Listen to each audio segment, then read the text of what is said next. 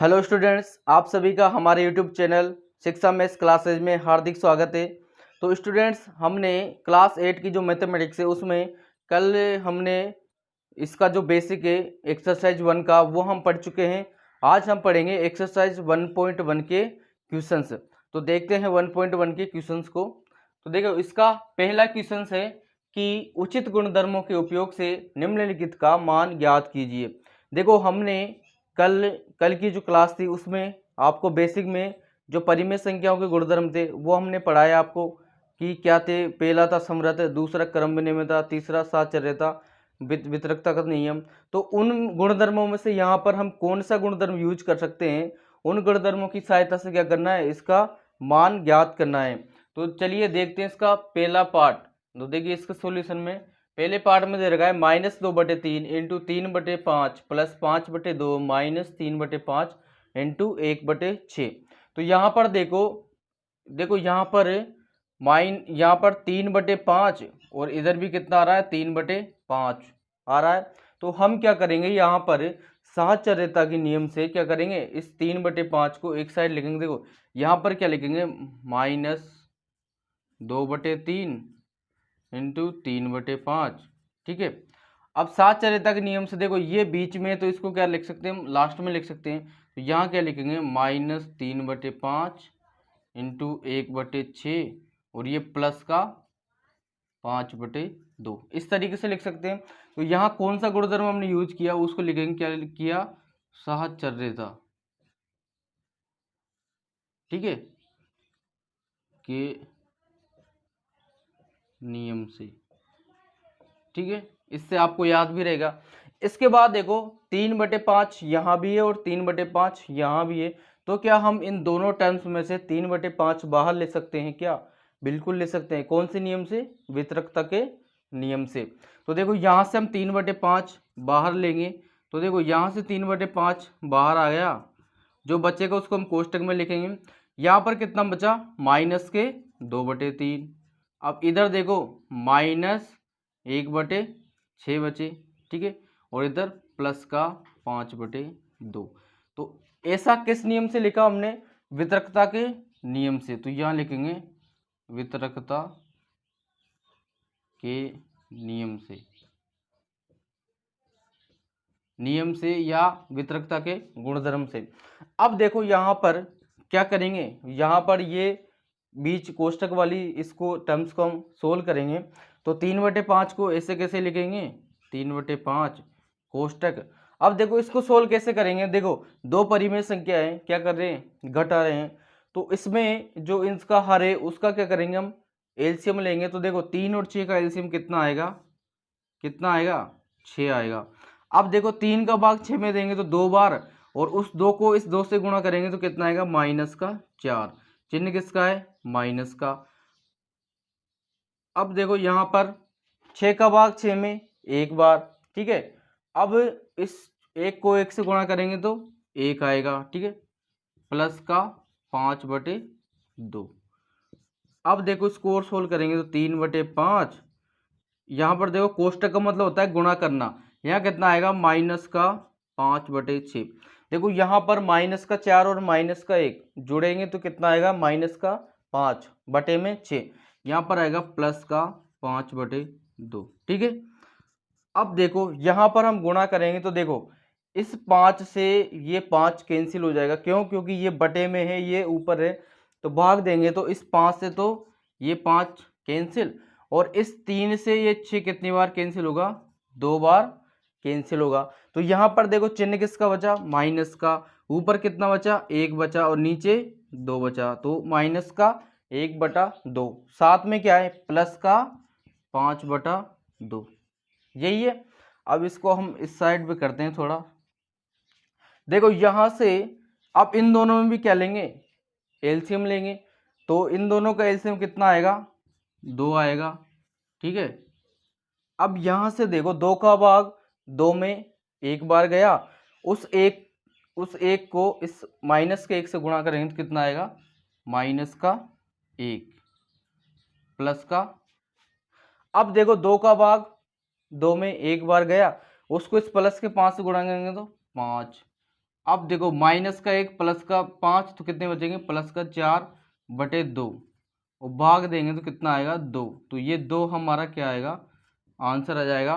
तो उचित गुणधर्मों की सहायता से इसको सोल्व करने पर हमारा आंसर कितना आया, प्लस का 2। अब देखिए, अब देखते हैं इसका पार्ट सेकंड। तो इसके पार्ट सेकंड में क्या है, 2/5 इंटू -3/7 -1/6 इंटू 3/2 प्लस 1/14 इंटू 2/5। तो यहाँ पर देखिए हम कौन सा गुणधर्म यूज कर सकते हैं। देखो सबसे पहले हम इसमें देखेंगे कि क्या किसी टर्म्स में एक जैसी परिमित संख्या आ रही है क्या। तो देखो यहाँ पर देखो 2/5 और यहाँ भी कितने आ रही, 2/5। तो इन दोनों टर्म्स में से हम क्या करेंगे, 2/5 कॉमन ले सकते हैं या बाहर ले सकते हैं। तो उसके लिए सबसे पहले हम क्या करेंगे, या उसके लिए सबसे पहले करेंगे कि इस टर्म्स को इसके पास लाएंगे, तभी तो कॉमन लेंगे ना। तो क्या करेंगे, इस टर्म्स को इसके पास लाएंगे, कौन से नियम से, किस नियम से आएगा ये, साहचर्यता के नियम से। तो यहाँ देखो, यहाँ पर क्या लिखेंगे हम, 2/5 इंटू -3/7, ठीक है। अब देखो इस टर्म्स को हम इधर लाएंगे तो ये प्लस 1/14 इंटू 2/5, ये वाले टर्म्स बाद में लिखेंगे तो माइनस के 1/6 इंटू 3/2, ठीक है। कौन से नियम से, साहचर्यता से, साहचर्यता से, ठीक है। इसके बाद देखिए, इसके बाद वितरकता के नियम से क्या लिखेंगे हम, यहाँ से 2/5 कॉमन लेंगे तो 2/5 जो बचेगा उसको कोष्टक में लिखेंगे। यहाँ क्या बचेगा, -3/7 और यहाँ पर प्लस का 1/14, ठीक है। यहाँ पर देखो इस 3 से ये 6 कैंसिल हो जाएगा कितनी बार, 2 बार। तो इस 3 से ये 6 2 बार कैंसिल होगा, ऊपर बचेगा 1 बटा और नीचे कितना बचेगा, 2 इंटू 2 कितना होगा 4। तो यह कितना आएगा 1/4, ठीक है। इसके बाद लिखेंगे 2/5। अब इसको सोल्व करेंगे तो देखो यहाँ पर एलसीएम लेंगे, 7 और 14 का एलसीएम कितना आएगा, 14 आएगा। फिर 7 का भाग 14 में देंगे, कितनी बार जाएगा, 2 बार जाएगा। उस 2 को इस -3 से गुणा करेंगे तो कितना आएगा, -6 आएगा। चिन्ह प्लस का है, 14 का भाग 14 में 1 बार, 1 को 1 से गुणा करेंगे तो 1, ठीक है। इसके बाद -1/4, अब बराबर देखो 2/5। अब इनटू देखो यहाँ पर माइनस का 6 और प्लस का 1 कितना आएगा, -5 बटे में 14, यहाँ पर -1/4 यही आएगा। अब फिर देखो, देखो इस 5 से ये 5 कैंसिल हो जाएगा कितनी बार, 1 बार। और इस 2 से ये 4 सब 14 कैंसिल होगा 7 बार। तो यहाँ कितना आएगा, -1/7 और इधर -1/4 यही आएगा। अब देखो यहाँ पर इसको सोल्व करेंगे तो इसको यहाँ पर सोल्व करते हैं हम। देखो यहाँ पर इसको सोल्व करने के लिए क्या करेंगे, 7 और 4 का एलसीएम लेंगे तो इनका एलसीएम कितना आएगा, 28 आएगा। कितना आएगा, 28 आएगा, ठीक है।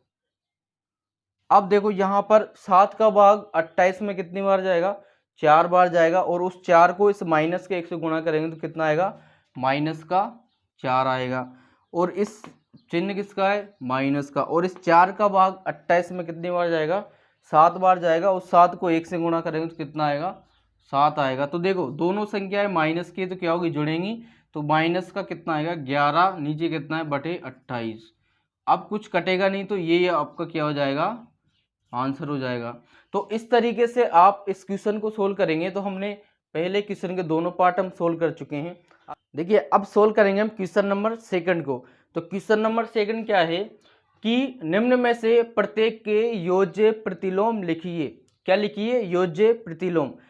योज्य प्रतिलोम देखो क्या लिखेंगे यहाँ पर सॉल्यूशन में लिखेंगे कि हम जानते हैं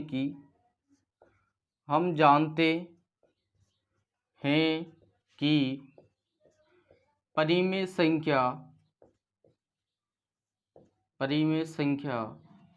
a/b का योज्य प्रतिलोम क्या होता है, योज्य प्रतिलोम क्या होता है, अपोजिट साइन माइनस ए बटा बी होता है। अब ये क्यों होता है, क्या लिखेंगे, ताकि ए बटे बी प्लस माइनस के ए बटे बी बराबर कितना है, 0 आए। तो हम देखो ये हमने पढ़ा था कि कोई परिमेय संख्या a बटा बी है तो उसका योज्य प्रतिलोम कितना होगा, माइनस का a बटा बी। तो यहाँ पर हम इसको सोल्व करेंगे तो देखो पहले वाले को देखो, यहाँ कितना दे रखा, 2/8। अब 2/8 का योज्य प्रतिलोम क्या होगा, अपोजिट साइन लेकर, जैसे यहाँ पर प्लस का है तो क्या लेंगे, माइनस का लेंगे। तो 2/8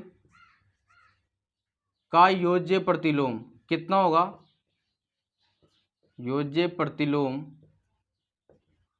क्या लिखेंगे, माइनस के 2/8 हैं। क्यों है, क्योंकि 2/8 प्लस माइनस के 2/8 बराबर देखो 2/8 और माइनस 2/8 बराबर 0, ये आया। ठीक है, तो इसका योज्य प्रतिलोम ये हो गया। सेकंड वाले में देखेंगे कितना है, माइनस के 5/9। अब देखो यहाँ पर माइनस का चिन्ह आ गया, इसका अपोजिट क्या होगा, प्लस होगा। तो क्या लिखेंगे यहाँ पर, -5/9 का योज्य प्रतिलोम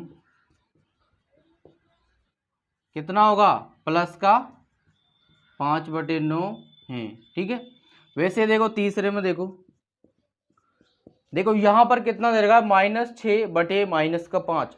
देखो माइनस में माइनस का भाग दे रहे हैं तो ये माइनस से माइनस क्या होगा, कैंसिल हो जाएगा, कितना बचेगा, प्लस का 6/5। तो उसका योज्य प्रतिलोम कितना होगा, माइनस का 6/5। तो यहाँ कितना लिखेंगे, -6/5 -5 का योज्य प्रतिलोम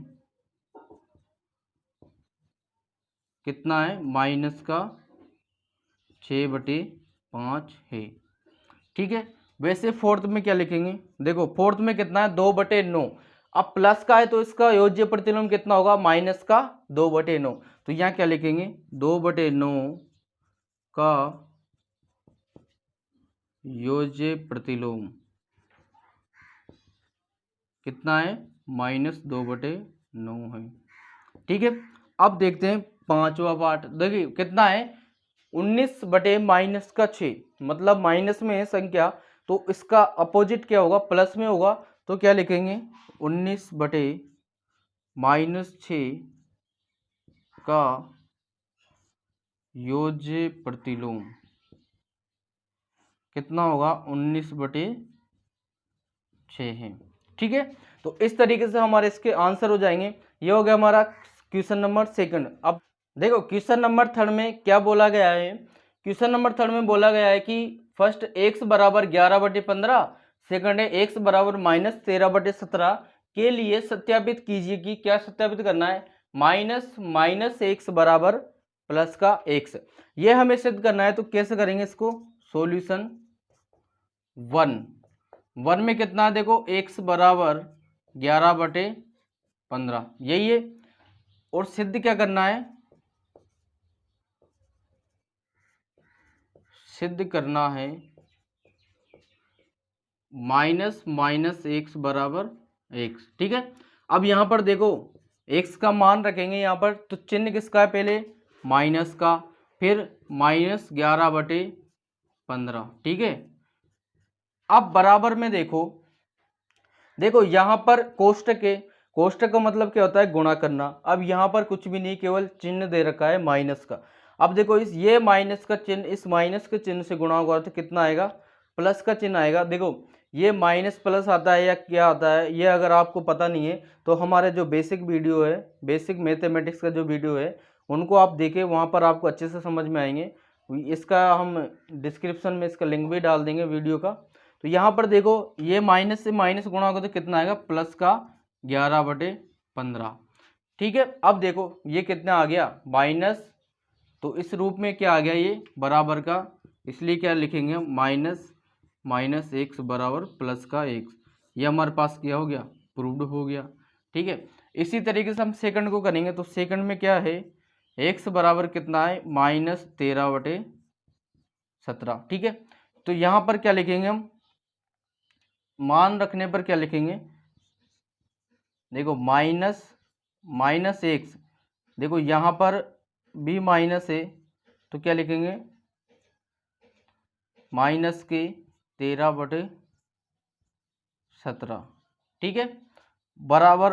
अब देखो बराबर में देखो क्या लिखेंगे, ये माइनस, अब इन दोनों माइनस को हम गुणा करेंगे तो कितना आएगा, प्लस का 13/17, यही आएगा। अब बराबर में देखो कितना आएगा, -13/17, ठीक है।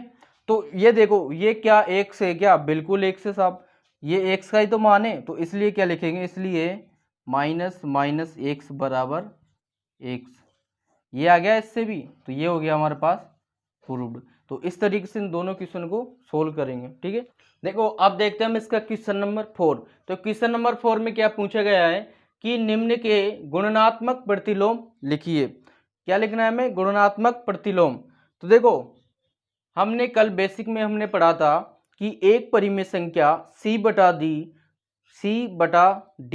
दूसरी परिमेय संख्या A/B का क्या कहलाती है, गुणनात्मक प्रतिलोम या व्युत्क्रम कहलाती है, यदि क्या हो A/B × C/D बराबर कितना है, 1 आए। मतलब जैसे यहाँ पर दे रखा है तो हमें एक ऐसी संख्या लानी है कि इन दोनों का गुणा करने पर कितना आए, प्लस का 1 आए। तो यहाँ पर करते हैं हम सॉल्यूशन 1। देखो यहाँ कितना दे रखा है, -13 ये दे रखा है। तो हमें अब ऐसी संख्या लानी है कि उसको इस -13 से गुणा करने पर कितना आए, प्लस का 1 आए। तो ऐसी कौन सी संख्या होगी, कौन सी होगी, 1/-13 यही होगी, क्योंकि इसको इससे गुणा करेंगे तो कितना आएगा, प्लस का 1 ही आएगा, ठीक है। तो इसलिए क्या लिखेंगे, -13 का गुणनात्मक प्रतिलोम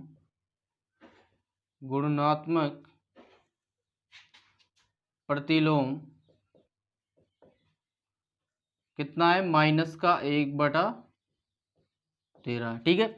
वैसे दूसरे के लिए क्या लिखेंगे, -13/19 का गुणनात्मक प्रतिलोम। देखो इसका कितना होगा, देखो -13/19 को किससे गुणा करें, इसका उल्टा कर देंगे, किससे, देखो -13/19 को हम किससे गुणा करें, -19/13 से हम गुणा करेंगे तो 19 से 19 कैंसिल, 13 से 13 कैंसिल, कितना आएगा, प्लस का 1 आएगा। तो -13/19 का गुणनात्मक प्रतिलोम क्या होगा, -19/13 है, ठीक है। वैसे थर्ड क्वेश्चन में देखते हैं, थर्ड में क्या है, 1/5। अब इसका उल्टा क्या होगा, 5 होगा, तो क्या लिखेंगे, 1/5 का गुणनात्मक प्रतिलोम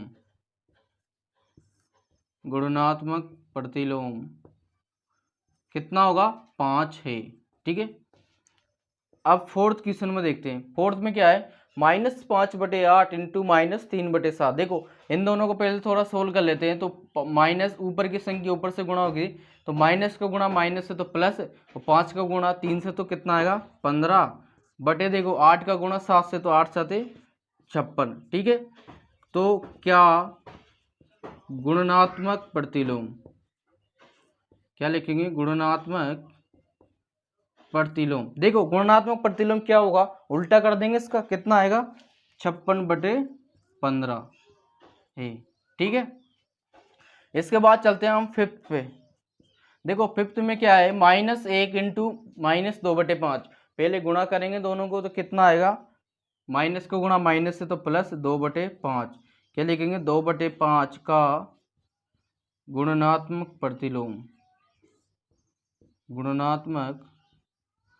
प्रतिलोम क्या होगा, इसका उल्टा कितना होगा, 5/2 है, ठीक है। अब चलते हैं क्वेश्चन नंबर 6 की तरफ। कितना है, -1। अब -1 को किससे गुणा करेंगे, 1 आए, -1 से करेंगे, तो -1 का गुणात्मक प्रतिलोम कितना आएगा, -1 है। तो इस तरीके से हमारे इसके आंसर हो जाएंगे। गुणात्मक प्रतिलोम में हमें इसमें लिखना था, वो हम लिख चुके हैं। तो ये हो गया आपका क्वेश्चन नंबर 4। देखो अब चलते हैं क्वेश्चन नंबर 5 की तरफ। तो क्वेश्चन नंबर 5 में क्या है कि निम्नलिखित प्रत्येक में गुणन के अंतर्गत उपयोग किए गए गुणधर्म का नाम लिखिए। तो हमें देखो यहाँ पर ये गुणा दिए गए हैं, इसमें क्या करना है कि इसमें हमने कौन सा गुणधर्म यूज किया, मतलब साहचर्यता यूज किया, क्रम विनिमयता यूज किया या वितरकता का गुणधर्म यूज किया, वो हमें केवल यहाँ पर लिखना है। सॉल्यूशन इसने कर रखा है, हमें केवल लिखना है। तो देखो सॉल्यूशन, देखो फर्स्ट वाले को देखते हैं। देखो फर्स्ट में देखो क्या कर रखा है, -4/5 इंटू 1 बराबर 1 इंटू -4/5। देखो यहाँ पर एक बाद में लिखा है और यहाँ पर एक पहले लिखा है। ऐसा किस नियम में होता है, ऐसा होता है क्रम विनिमयता के नियम में। क्यों, क्योंकि यहाँ पर क्या है, एक का क्रम चेंज कर दिया, यहाँ बाद में था और यहाँ पहले कर दिया। तो इसमें कौन सा गुणधर्म है, क्या लिखेंगे यहाँ पर, क्रम विनिमयता, क्रम विनिमयता गुणधर्म, ये हो गया इसमें गुणधर्म। देखो इसमें एक नियम तो आ गया क्रम विनिमयता गुणधर्म। अब यहाँ पर देखो क्या कर रखा है, इसको 1 से गुणा किया है, तो 1 से इधर भी, इधर पीछे गुणा किया, इधर आगे गुणा किया। तो हम यहाँ पर यह भी बोल सकते हैं, इसको गुणनात्मक तत्समक भी हम बोल सकते हैं। उसमें क्या करते हैं, हम किसी परिमेय संख्या को 1 से गुणा करते हैं तो वही परिमेय संख्या में प्राप्त होती है। तो यहाँ पर भी वही हो रहा है। तो यहाँ पर देखो क्रम विनिमयता गुणधर्म भी है, और दूसरा क्या लिख सकते हैं हम, दूसरा लिख सकते हैं हम गुणात्मक तत्समक। क्या लिखेंगे, गुणात्मक तत्समक। क्यों लिखेंगे, देखो क्योंकि एक दे रखा है यहाँ पर, तो एक क्या करता है, गुणात्मक तत्समक होता है किसके लिए, इस परिमेय संख्या के लिए। ठीक है, तो यहाँ पर दो गुणधर्म हम लिख सकते हैं, क्रम विनिमयता या गुणात्मक तत्समक। ठीक है, ऐसे दूसरा देखते हैं। देखो दूसरे में क्या है, -13/7 इंटू -2/7 बराबर -2/7 इंटू -13/7। इसमें भी देखो यहाँ पर देखो, या इसको देख सकते हैं, -13/7 आगे लिख रखा है और इधर क्या कर दिया, पीछे कर दिया। तो यहाँ भी क्या लिखेंगे हम, यहाँ भी वही लिखेंगे, क्रम विनिमयता, क्रम विनिमयता गुणधर्म, यही लिखेंगे। ठीक है, अब तीसरे में देखते हैं हम। देखो तीसरे में क्या कर रखा है, -19/29 इंटू 29/-19 बराबर कितना आ रहा है, प्लस का 1 आ रहा है। देखो यहाँ पर क्या किया, इसका उल्टा लिया और उल्टे से गुणा किया और कितना आ रहा है, प्लस का 1 आ रहा है। ऐसा किस में होता है भाई, गुणात्मक प्रतिलोम में होता है। उसमें क्या बोलते हैं हम कि एक परिमेय संख्या C/D दूसरी परिमेय संख्या A/B का गुणात्मक प्रतिलोम कहलाती है। कब, जब उन दोनों को गुणा करने पर कितना है, प्लस का 1 आए। तो यहाँ पर क्या लिखेंगे हम, गुणात्मक प्रतिलोम। क्या लिखेंगे, गुणात्मक प्रतिलोम। तो ये हो गए इसके गुणधर्म। ये हो गया हमारा क्वेश्चन नंबर 5। देखिए अब देखते हैं क्वेश्चन नंबर 6। तो क्वेश्चन नंबर 6 में क्या है, 6/13 को -7/16 के व्युत्क्रम से गुणा कीजिए। अब देखो व्युत्क्रम से गुणा करना है, तो सबसे पहले हम क्या करेंगे, -7/16 का व्युत्क्रम ज्ञात करेंगे। तो यहाँ पर क्या लिखेंगे, -7/16 का व्युत्क्रम बराबर कितना आएगा, इसका उल्टा कितना होगा, -16/7, यही होगा। अब क्या करेंगे, प्रश्नानुसार। प्रश्नानुसार मतलब प्रश्न में क्या पूछा गया है, प्रश्न में बोला गया है कि 6/13 को -7/16 के व्युत्क्रम से गुणा करो। तो 6/13 को क्या करेंगे हम, इसके व्युत्क्रम से -16/7 से क्या करेंगे, गुणा करेंगे। देखो यहाँ पर कोई संख्या इधर उधर कटेगी नहीं, डायरेक्ट गुणा ही होगा। तो देखो ऊपर की संख्या ऊपर से गुणा, नीचे की संख्या नीचे से गुणा। तो 6 का गुणा हम -16 से करेंगे तो कितना आएगा, -96 बटे 13 का गुणा 7 से करेंगे तो कितना आएगा, 91। तो इस तरीके से ये क्या हो जाएगा, हमारा आंसर हो जाएगा। तो ये हो गया हमारे पास क्वेश्चन नंबर 6। देखिए अब देखते हैं क्वेश्चन नंबर 7। तो क्वेश्चन नंबर 7 में क्या है कि बताइए कि कौन से गुणधर्म की सहायता से आप 1/3 इंटू 6 इंटू 4/3 को 1/3 इंटू 6 इंटू 4/3 के रूप में अभिकलन करते हैं।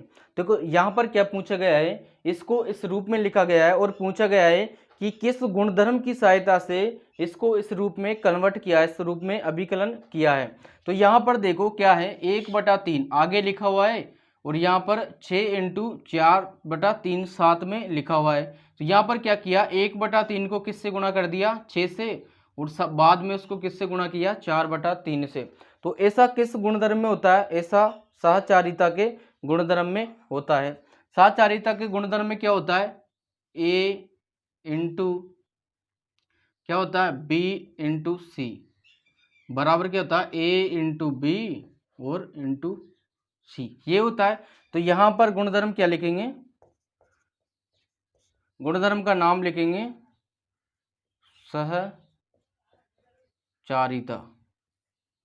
सहचारिता या सहचार्यता। ठीक है, अब देखते हैं क्वेश्चन नंबर 8। देखो क्या -1 से ही 1/8 का गुणनात्मक प्रतिलोम 8/9 है, क्यों अथवा क्यों नहीं।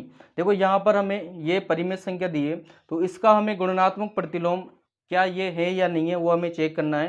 देखो गुणनात्मक प्रतिलोम में क्या होता है, जब दोनों संख्याओं को हम गुणा करेंगे, दोनों परिमेय संख्याओं को गुणा करेंगे, तो रिजल्ट कितना आना चाहिए, +1 आना चाहिए। तो यहाँ पर इसको थोड़ा सा सोल्व कर लेते हैं। सॉल्यूशन देखो, इसको हम क्या लिखेंगे, ये गुणनात्मक प्रतिलोम नहीं है, तो क्या लिखेंगे, -1 से ही 1/8 का गुणनात्मक प्रतिलोम कितना नहीं है, 8/9 नहीं है। अब क्यों नहीं है, तो क्या लिखेंगे, क्योंकि गुणनफल कितना नहीं आ रहा, गुणनफल 1 नहीं है। ठीक है, क्योंकि इन दोनों का गुणनफल 1 नहीं है। ठीक है, ये हो गया हमारे पास क्वेश्चन नंबर 8। अब देखते हैं क्वेश्चन नंबर 9। इसमें दे रखा है क्या 3 से ही 1/3 का गुणनात्मक प्रतिलोम 0.3 है, क्यों अथवा क्यों नहीं।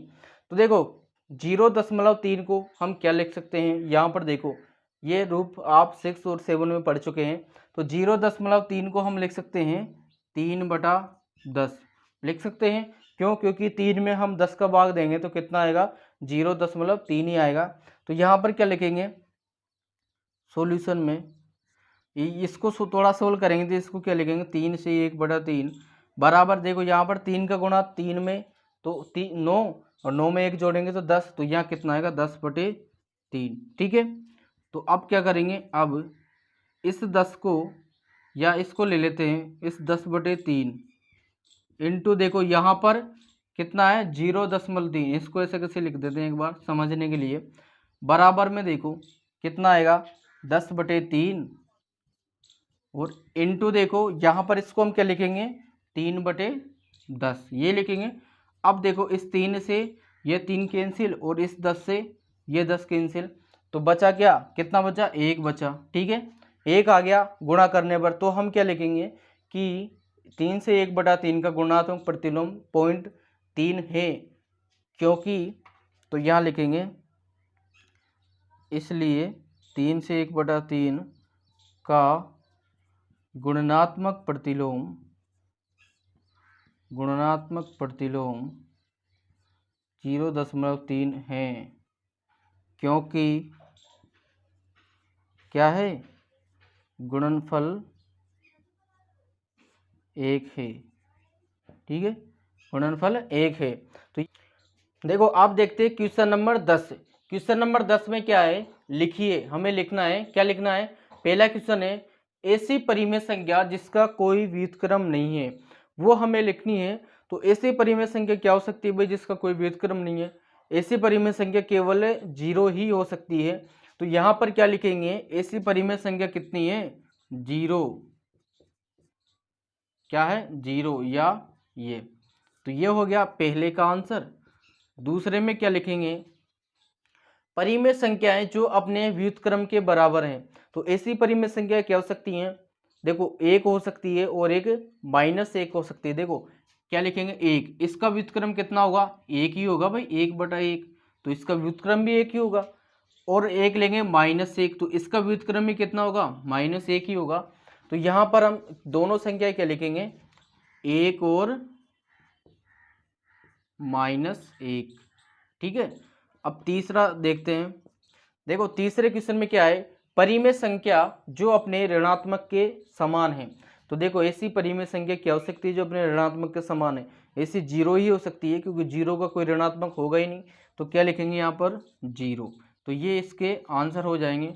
ये हो गया हमारे पास क्वेश्चन नंबर 10। देखिए अब देखते हैं हम क्वेश्चन नंबर 7, सॉरी देखिए अब देखते हैं हम क्वेश्चन नंबर 11। तो क्वेश्चन नंबर 11 में क्या है कि रिक्त स्थानों की पूर्ति करो। देखो यहाँ पर हमें कुछ रिक्त स्थान दिए गए हैं, उनकी हमें क्या करनी है, पूर्ति करनी है कि उस रिक्त स्थान में क्या आएगा। तो देखते हैं इसका पहला क्वेश्चन देखते हैं कि शून्य का व्युत्क्रम होगा है। तो देखिए क्या शून्य का व्युत्क्रम होगा, देखो शून्य है, इसका व्युत्क्रम क्या होगा, कुछ भी नहीं होगा भाई। तो शून्य का व्युत्क्रम क्या नहीं होता है, नहीं होए। तो यहाँ क्या लिखेंगे, शून्य का व्युत्क्रम नहीं है। उसके बाद चलते हैं संख्याएं तथा स्वयं के व्युत्क्रम में। तो इससे पहले देखो 10वीं क्वेश्चन में हमने सोल्व किया था कि 1 और -1 का व्युत्क्रम में क्या होता है, उन्हीं के समान होता है। तो यहाँ पर क्या लिखेंगे, 1 और -1। ठीक है। इसके बाद देखो -5 का व्युत्क्रम, व्युत्क्रम मतलब उल्टा। तो देखो यहाँ पर कितना लिखा हुआ है, -5। तो इसका उल्टा क्या होगा, -1/5 इसका उल्टा होगा। वैसे इसमें देखो 1/x, जहाँ x बराबर 0 नहीं है का व्युत्क्रम, देखो यहाँ क्या लिखा हुआ है, 1/x लिखा हुआ है, इसका उल्टा कितना होगा, x/1 होगा। तो क्या आएगा, क्या व्युत्क्रम कितना है, x है। अब चलते हैं, दो परिमेय संख्याओं का गुणनफल हमेशा है। देखिए दो परिमेय संख्या है, उनको गुणा करेंगे तो तीसरी भी जो संख्या आएगी वो भी क्या आएगी, परिमेय आएगी। तो यहाँ पर क्या लिखेंगे, हमेशा परिमेय है। ठीक है। अब देखो यहाँ पर किसी धनात्मक परिमेय संख्या का व्युत्क्रम है। तो देखो किसी भी धनात्मक परिमेय संख्या का व्युत्क्रम, जैसे मान लो हम ले लेते हैं 2/3। अब इसका भी व्युत्क्रम हम क्या लेंगे, इसका व्युत्क्रम क्या आएगा, 3/2 आएगा। तो ये भी धनात्मक है, तो ये भी क्या होगी, धनात्मक ही होगी। तो यहाँ पर क्या लिखेंगे, व्युत्क्रम क्या आएगा, धनात्मक है। तो देखो इस तरीके से एक्सरसाइज 1.1 के हम सारे क्वेश्चन 11 तक सोल्व कर चुके हैं। तो ये हो गया आपका एक्सरसाइज 1.1। अब अगली क्लास में हम करेंगे एक्सरसाइज 1.2।